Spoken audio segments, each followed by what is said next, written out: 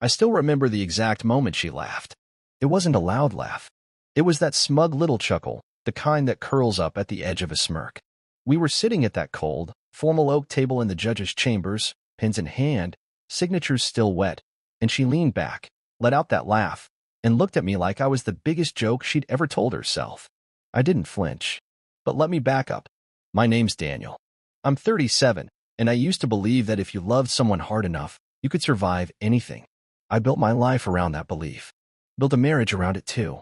We were together for almost a decade, married for 7. Her name was Lindsay. And from the outside, we were the kind of couple people envied. She was stunning, bright eyes, sharp tongue, knew how to work a room. I was the quieter one. The guy who remembered birthdays, who bought flowers just because, who always made sure the tires were rotated and the fridge had her favorite oat milk. But love is weird. Sometimes it burns bright, and sometimes it smolders out so slowly you don't even realize it's gone until you're standing in the ashes wondering what happened. The cracks didn't show up all at once. It started with eye rolls, then silence, then the polite kind of indifference that makes you feel like a tenant in your own home. Still, I kept trying. I thought maybe if I worked harder, gave her more space, brought home little surprises, maybe we'd find our way back. Meanwhile, I was quietly building something she never saw coming. I'd started a tech consultancy right after college. Nothing fancy at first, just me, a laptop, and a bunch of late nights bidding on contracts I had no business bidding on. But I learned. Fast. I didn't splash my earnings. No flashy cars, no big house. Just quiet investments, reinvested profits, and keeping my head down. By year 5, we were comfortable. By year 8, I was a silent partner in 3 firms and owned a chunk of software IP that had been licensed by a few Fortune 100 companies. I never talked about it. Didn't brag. Didn't even tell Lindsay the full picture. Not because I was hiding it, at least not in the beginning, but because it just didn't seem necessary. We had everything we needed, or so I thought. The real beginning of the end came in the form of a dinner invitation. Her old college friend, Jenna, came to visit and stayed with us for a weekend. And over that weekend, I watched Lindsay morph into someone I barely recognized. Flirtier, louder, flashier. She laughed at my expense more than once. Told Jenna I was too responsible and that sometimes it's like being married to a spreadsheet. I brushed it off, tried to smile, but something about that weekend stuck with me. After Jenna left, Lindsay got distant. Again, more than usual. Her phone became an extension of her hand. She'd take it with her to the bathroom, start texting under the covers. Late-night giggles turned into silences. And then the fight started. They weren't screaming matches. Just quiet, sharp-edged arguments where everything I did suddenly felt wrong. I bought the wrong brand of laundry detergent. My shirts were too boring. I didn't get her anymore. One night, after another one of those cryptic, cold arguments, I went to the guest room and didn't come back. She didn't ask me to. Didn't even mention it. That told me everything. I didn't need proof. But I got it anyway. She was seeing someone.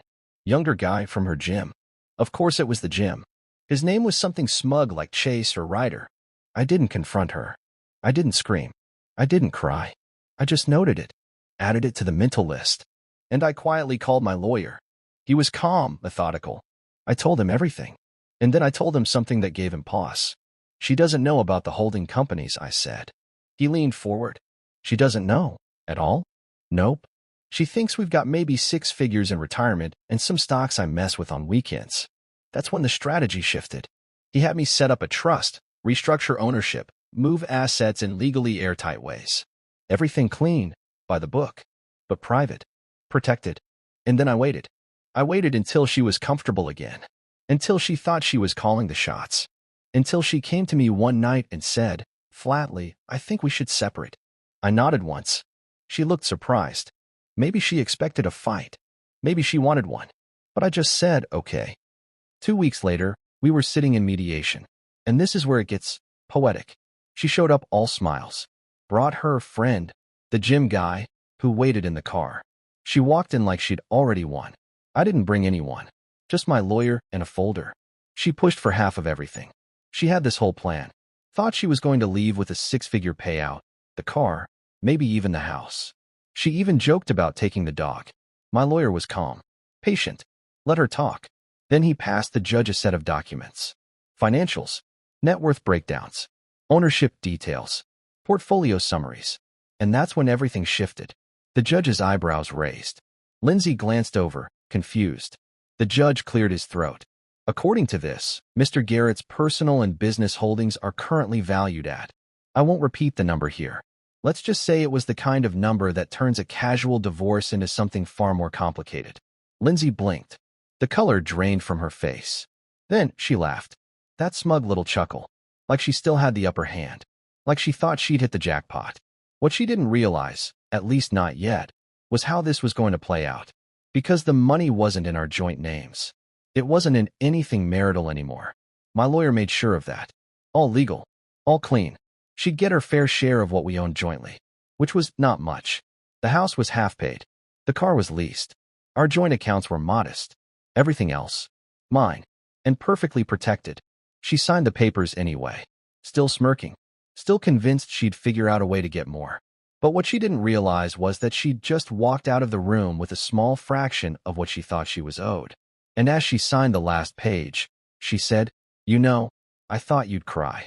I just looked at her. "No," I said. "I did that already. Quietly. Months ago. When I still cared." I didn't look back when I walked out of that courtroom. I remember the sunlight hitting me as I stepped onto the sidewalk, the kind of warm brightness that should have felt like freedom. But to be honest, I didn't feel much at all. Just a strange kind of emptiness. The kind you get when a long, painful chapter ends. Not with a bang, but a shrug. The weeks that followed were quiet. No more passive-aggressive texts. No more arguments about dinner, or "why don't you ever post about me anymore?" The house echoed differently, without her heels tapping down the hallway or the constant drone of reality TV. I started sleeping better. Deeper. I even started cooking again. Not frozen meals, but actual food. Stuff with color and spice.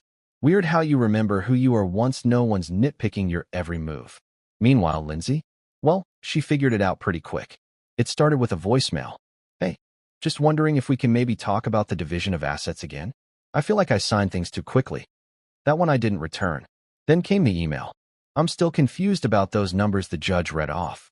Can we meet for coffee and just talk?" Still no reply. And then came the pop-in. I was in the middle of a Zoom call when she showed up at my place unannounced. That was a moment.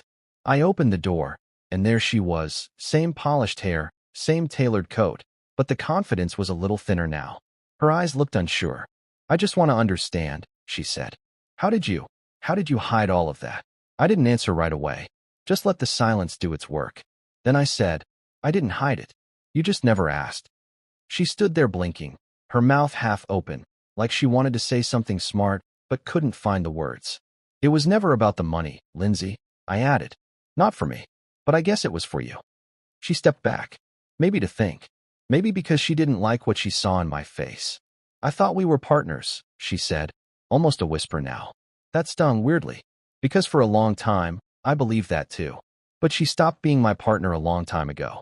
She just never said it out loud until it was too late. After that, I didn't hear from her again for a while.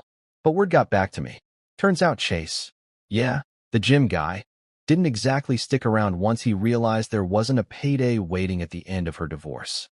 She had left stability chasing adrenaline, and when the adrenaline wore off, she had nothing but an apartment she couldn't afford and a closet full of clothes she no longer had occasion to wear. Her Instagram got quieter. Less champagne flutes, more vague inspirational quotes.